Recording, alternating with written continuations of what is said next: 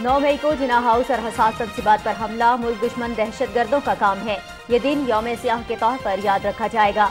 हमारी मुसल्लह अफवाज और कानून नाफिज करने वाले इदारों ने दहशत गर्दी के खात्मे और मुल्क को अमन का गहवारा बनाने में अजीम कुर्बानियां दी हैं। पूरी कौम अपने शहदा को सलाम पेश करती है। वजीर आज़म मोहम्मद शहबाज शरीफ। वजीर आज़म मोहम्मद शहबाज शरीफ ने 34वीं नेशनल गेम्स का इफ्तिताह कर दिया। बलूचिस्तान में 19 साल बाद नेशनल गेम्स का इन्नकाद कौमी इत्तेहादो यंगांगत और अमन मोहब्बत का मजहर है। नौजवान खेल के मैदान में दुनिया भर में पाकिस्तान का नाम रोशन कर रहे हैं। वफाकी हुकूमत इनकी सलाहियतें निखारने के लिए तमाम मुमकिन वसाइल उनके कदमों में निछावर करेगी। वजीर आज़म का खिताब।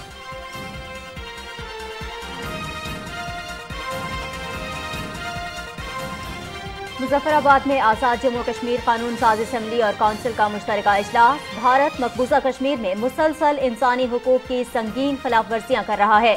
कश्मीर कॉज पर भारत की रेशा दवानियां और झूठ आलमी बिरादरी के सामने लाना होंगे। खित्ते में अमन के लिए कश्मीर के मसले का हल अक़वाम मुत्तहिदा की करारदादों और कश्मीरियों की उमंगों के मुताबिक होना चाहिए। वज़ीर ख़ारिजा बिलावल भुट्टो ज़रदारी का इजलास से खिताब। मकबूजा कश्मीर में भारतीय हुकूमत की तरफ से G20 इजलास के इन्नेकाद के खिलाफ कंट्रोल लाइन के दोनों जानिब मुकम्मल हड़ताल। गैर कानूनी तौर पर भारत के जेर कब्जा जम्मू कश्मीर में G20 इजलास के हवाले से मोदी हुकूमत को मजीद शर्मिंदगी का सामना।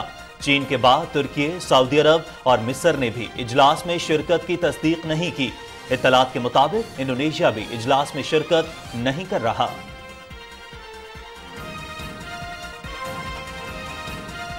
वतन अजीज के अमन अमान और दहशत गर्दी के खात्मे के लिए दी जाने वाली कुर्बानियों को कभी नहीं भूलेंगे। शहदा को खराज अकीदत पेश करने के लिए 25 मई को यौम तकरीम शहदाए पाकिस्तान मनाया जाएगा। Army chief general Syed Asim Munir का तकरीब तकसीम एजाजात में ऐलान। मजबूत फौज मुमलिकत की सलामती और इत्तेहाद की अलामत होती है। हर सिपाही और अफसर सियासी वाबस्तगी और तासुबात से बालातर होकर फराइज अदा करता है। Army chief. तहरीक इंसाफ के लिए बड़ा धचका। चौधरी वजाहत हुसैन ने चौधरी परवेज इलाही से राहें जुदा कर लीं। PTI से मेरा कोई ताल्लुक नहीं। 9 मई के पुरतशद्दुद वाक़यात की मजम्मत करता हूँ। चौधरी वजाहत हुसैन की प्रेस कॉन्फ्रेंस। फैसलाबाद से रुकने कौमी असम्बली फैजुल्लाह का मौका ने भी पार्टी छोड़ दी। कोई दबाव नहीं। 9 मई के वाक़यात पर अपने ज़मीर के सामने शर्मिंदा हूँ। फैजुल्लाह का मौका का प्रेस कॉन्फ्रेंस में बयान।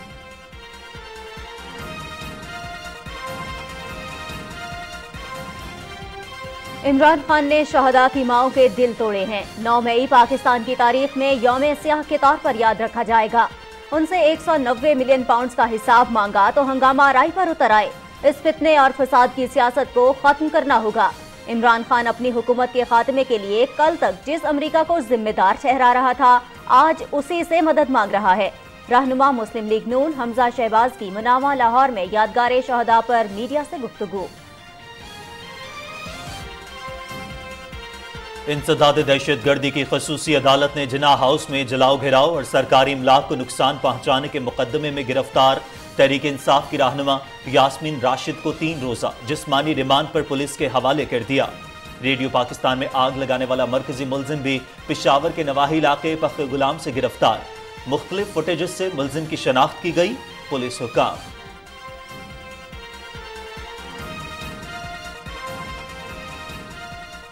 और मुल्क भर में मौसम शदीद गर्म और खुश्क। जैकबाबाद 49, सिब्बी 48, दादू, रहीम यार खान और लाड़काना में 46 डिग्री सेंटीग्रेड तक पहुंच गया। आज शाम से मुल्क के बेशतर इलाकों में आंधी और गरज चमक के साथ बारिश का इम्कान। सिलसिला 26 मई तक जारी रहेगा। महकमे मौसमियात ठंडे मशरूबात और हल्के कपड़ों का इस्तेमाल करें। बिला जरूरत धूप में ना निकलें। तिब्बी माहिरीन का मशवरा।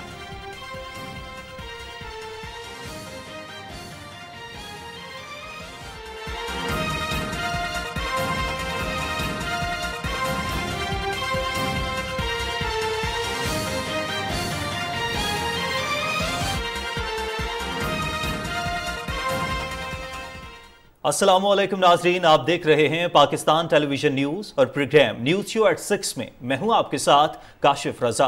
میں ہوں نازیہ کنول۔ اہم خبریں آپ نے جانی، تفصیلات میں سب سے پہلے آپ کو بتائیں وزیر اعظم محمد شہباز شریف نے کہا ہے کہ نوجوان پاکستان کا مستقبل ہیں۔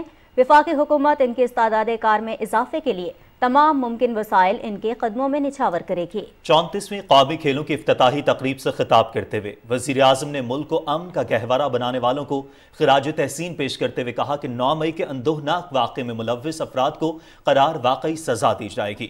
تفصیل شاہ رخ شفیع کی رپورٹ میں دیکھیے۔ بلوچستان میں 19 سال بعد قومی کھیلوں کا انعقاد قومی اتحاد و یگانگت اور امن و محبت کا مظہر ہے۔ افتتاحی تقریب سے خطاب کرتے ہوئے وزیر اعظم محمد شہباز شریف نے کہا کہ ہماری مسلح افواج اور قانون نافذ کرنے والے اداروں نے دہشت گردی کے خاتمے اور ملک کو امن کا گہوارہ بنانے میں عظیم قربانیاں دی ہیں۔ پوری قوم اپنے شہداء کو سلام پیش کرتی ہے۔ منظم دہشت گردی کی لہر نے پورے پاکستان کو اپنی لپیٹ میں لے لیا تھا۔ افواج پاکستان نے، لا انفورسنگ ایجنسیز نے مل کر یہ فیصلہ کیا کہ ہم نے اس دہشت گردی کا قلع کما کرنا ہے۔ دہشت گردی کے خاتمے کے لیے جس طرح ہماری افواج کے جوانوں اور افسروں اور ان کے بچوں نے قربانیاں دیں، ان دہشت گردوں کا ہر جگہ مردانہ وار مقابلہ کر کے ان کا خاتمہ کیا۔ آج پوری قوم ان کو سلام کرتی ہے۔ وزیر اعظم نے کہا کہ 9 مئی کو جناح ہاؤس اور حساس تنصیبات پر حملہ ملک دشمن دہشت گردوں کا کام ہے۔ اس دن کو ہمیشہ یوم سیاہ کے طور پر یاد رکھا جائے گا۔ دہشت گردوں نے زیارت میں حملہ کر کے اس کو تباہ کیا تھا۔ اس طرح 9 مئی کو لاہور میں قائد اعظم کے گھر کو راکھ بنا دیا گیا۔ پشاور میں ریڈیو پاکستان کو جلا دیا گیا۔ GHQ راولپنڈی میں حملہ آور ہوئے۔ دشمن 75 سال میں وہ کام نہ کر سکا جو 9 مئی کو ایک دلخراش واقعے کے ذریعے پورے پاکستان میں ہوا۔ یہ کوئی پاکستانی یہ کام نہیں کر سکتا، یہ دہشت گرد اور پاکستان دشمن یہ اس کا کام ہے۔ آئین اور قانون کے مطابق ان کو قرار واقعی سزا دی جائے گی۔ وزیر اعظم نے قومی کھیلوں کے منتظمین کو بہترین انتظامات پر مبارکباد پیش کرتے ہوئے کہا کہ پاکستانی نوجوان کھیل کے میدان میں دنیا بھر میں پاکستان کا نام روشن کر رہے ہیں۔ وفاقی حکومت ان کی صلاحیتوں کو نکھارنے کے لیے تمام ممکن وسائل فراہم کر رہی ہے۔ پاکستانی قوم کے یہ نوجوان، ان میں بے پناہ صلاحیت ہے، بے پناہ پوٹینشل ہے۔ میں آپ سے وعدہ کرتا ہوں کہ انشاءاللہ جتنی بھی میری ہمت ہے اور وسائل ہیں وہ میں آپ کے قدموں میں نچھاور کروں گا کہ آپ ہی پاکستان کے مستقبل ہیں۔ اس سے قبل وزیر اعظم محمد شہباز شریف نے کوئٹہ کے ایوب اسٹیڈیم میں 34ویں نیشنل گیمز کا باقاعدہ آغاز کا اعلان کیا۔ 34ویں قومی کھیلوں میں 32 کھیل شامل ہیں جن میں 6000 سے زائد کھلاڑی حصہ لے رہے ہیں۔ Pakistan army, air force, navy, وابڈا سمیت ملک بھر سے مختلف ٹیمیں قومی کھیلوں میں حصہ لے رہی ہیں۔ کھیلوں کو 2 مرحلوں میں تقسیم کیا گیا ہے۔ پہلے مرحلے میں 14 کھیلوں کا انعقاد ہوا جبکہ دوسرے مرحلے میں باقی کھیلوں کا انعقاد ہوگا۔ قومی و عالمی سطح پر اعزازات حاصل کرنے والے کھلاڑی ان کھیلوں میں حصہ لے رہے ہیں۔ شاہ رخ شفیع، پاکستان ٹیلی ویژن نیوز۔ ناظرین، وزیر اعظم محمد شہباز شریف سے گورنر بلوچستان ملک عبدالولی کاکڑ نے گورنر ہاؤس کوئٹہ میں ملاقات کی۔ گورنر بلوچستان نے وزیر اعظم کو صوبے میں جاری ترقیاتی منصوبوں اور امن و امان کی صورتحال کے حوالے سے تفصیلی طور پر آگاہ کیا۔ گورنر بلوچستان نے وزیر اعظم محمد شہباز شریف کی جانب سے بلوچستان کی ترقی میں خصوصی دلچسپی لینے پر خراج تحسین پیش کیا۔ وزیر اعظم محمد شہباز شریف نے کہا ہے کہ بلوچستان کی ترقی و خوشحالی حکومت کی اولین ترجیح ہے۔ حکومت کی جانب سے سیلاب کے دوران بلوچستان کے عوام کو ترجیحی بنیادوں پر امداد اور بحالی یقینی بنائی گئی۔ بلوچستان سے مسلم لیگ نون کی قیادت سے گفتگو میں وزیر اعظم نے کہا کہ حکومت بلوچستان عوام کی محرومیوں کو دور کرنے کے لیے شبانہ روز محنت کر رہی ہے۔ صوبے کی باصلاحیت افرادی قوت کو یکساں ترقی کے مواقع، روزگار کے مواقع فراہم کریں گے۔ ملاقات میں صوبے کی سیاسی صورتحال اور پارٹی کے امور پر گفتگو کی گئی۔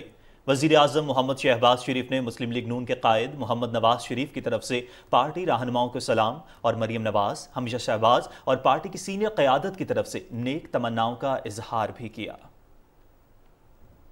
آزاد جموں کشمیر قانون ساز اسمبلی اور کونسل کے مشترکہ اجلاس میں اظہار خیال کرتے ہوئے وزیر خارجہ بلاول بھٹو زرداری نے کہا کہ مقبوضہ کشمیر میں 5 اگست کے یک طرفہ اقدامات کو مسترد کرتے ہیں۔ انہوں نے کہا کہ جنوبی ایشیا میں پائیدار امن کے لیے مسئلہ کشمیر کا حل ناگزیر ہے، لیکن بھارت سلامتی کونسل کی قراردادوں کی کھلی خلاف ورزیاں کر رہا ہے۔ وزیر خارجہ نے کہا کہ پاکستانی عوام مقبوضہ کشمیر کے عوام کے ساتھ تھے، ساتھ ہیں اور ہمیشہ ان کے ساتھ ہی رہیں گے۔ آزاد جموں کشمیر قانون ساز اسمبلی اور کونسل کے مشترکہ اجلاس میں وزیر خارجہ بلاول بھٹو زرداری نے اظہار خیال کیا اور انہوں نے کہا کہ مقبوضہ کشمیر میں 5 اگست کے یک طرفہ اقدامات کو مسترد کرتے ہیں۔ مزید انہوں نے کہا کہ جنوبی ایشیا میں پائیدار امن کے لیے مسئلہ کشمیر کا حل ناگزیر ہے، لیکن بھارت سلامتی کونسل کی قراردادوں کی کھلی خلاف ورزیاں کر رہا ہے۔ وزیر خارجہ بلاول بھٹو زرداری کی جانب سے آزاد جموں کشمیر قانون ساز اسمبلی اور کونسل کے مشترکہ اجلاس میں اظہار خیال کرتے ہوئے انہوں نے کہا کہ پاکستانی عوام مقبوضہ کشمیر کے عوام کے ساتھ تھے، ساتھ ہیں اور ہمیشہ ساتھ رہیں گے۔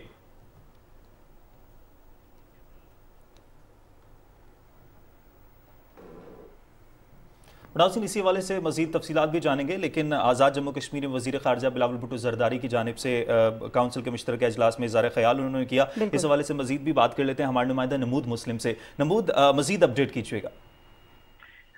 جی جو آج قانون ساز اسمبلی آزاد کشمیر کا جو اجلاس ہوا وہ خاصا اہم رہا اور ایک بلکہ میں کہوں گا کہ غیر معمولی اجلاس تھا، کیونکہ اس میں صدر آزاد کشمیر بھی موجود تھے جنہوں نے یہاں پر خطاب کیا اور پہلی مرتبہ کسی وزیر خارجہ نے جو ہے وہ لیجسلیٹو جو اسمبلی ہے آزاد کشمیر کی وہاں پر اس نے خطاب کیا ہو، اور ظاہر ہے کہ اراکین جو اسمبلی ہے ان کا یہی کہنا تھا کہ یہ آج اگر ہم ویلکم کرتے ہیں تو اس بات پہ کہ پوری پاکستانی جو ہے وہ کشمیریوں کے ساتھ آج بھی کھڑے ہیں، جس وقت بھارت جو ہے غیر قانونی اور غیر جو طریقے سے کیونکہ جو عالمی قوانین کی خلاف ورزی کرتے ہوئے مقبوضہ کشمیر میں کانفرنسز کر رہا ہے، اور جبکہ اس کا وہاں پہ کانفرنس کرنے کا کوئی جواز نہیں ہے۔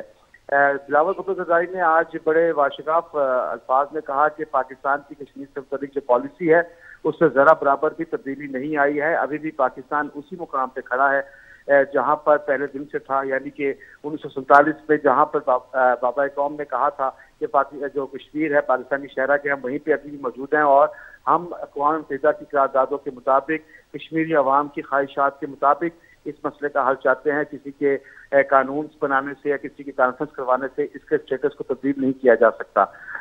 دوسری اہم چیز یہ کہ جو تقریباً تمام سیاسی جماعتیں جو تھی وہ یہاں پر موجود تھی، ان تمام سیاسی جماعتوں نے اس بات کا یہ بات کہی کہ کیونکہ ظاہر ہے کہ ہمارے آپس میں اختلافات ہو سکتے ہیں لیکن کشمیر کے معاملے پوری قوم ایک ہے۔ آج جو بلاول بھٹو زرداری جو خطاب کیا اس میں خاص طور پر جو انسانی حقوق کی پامالیاں ہیں مقبوضہ کشمیر میں، اور خاص طور پہ جو ایک اقوام متحدہ کی رپورٹ جاری ہوئی ہے اس میں انسانی حقوق کی خلاف ورزیاں جس کو ایس سی او کے حوالے سے بھی جو انہوں نے کہا کہ وہاں پہ گئے تو وہاں پہ بھی ہم نے ان سے بات کی تھی، تو یہ آج کا اجلاس جو میں کہوں گا کہ خاص طور پہ کافی اہم اور بڑا ایک خاص اہمیت کا حامل رہا۔ بہت اہمیت کا حامل یہ اجلاس ہے، اور بلا شبہ وزیر خارجہ کا جو اس وقت دورہ ہے آزاد کشمیر کا وہ بھی انتہائی اہمیت کا حامل ہے، کیونکہ بھارت ایک مرتبہ پھر سے دنیا کو یہ دکھانے کی کوشش کر رہا ہے کہ مقبوضہ کشمیر میں جو صورتحال ہے وہ بالکل نارمل ہے، اور G20 اجلاس کا انعقاد وہاں پر کاشف اسی لیے بھارت نے کیا ہے، بار بار اپنے جو ہتھ کنڈے ہیں انہی کے سلسلے کی ایک یہ کڑی ہے کہ وہ یہ دکھانا چاہتا ہے کہ یہاں پر کوئی مسئلہ نہیں ہے، کوئی پریشانی نہیں ہے،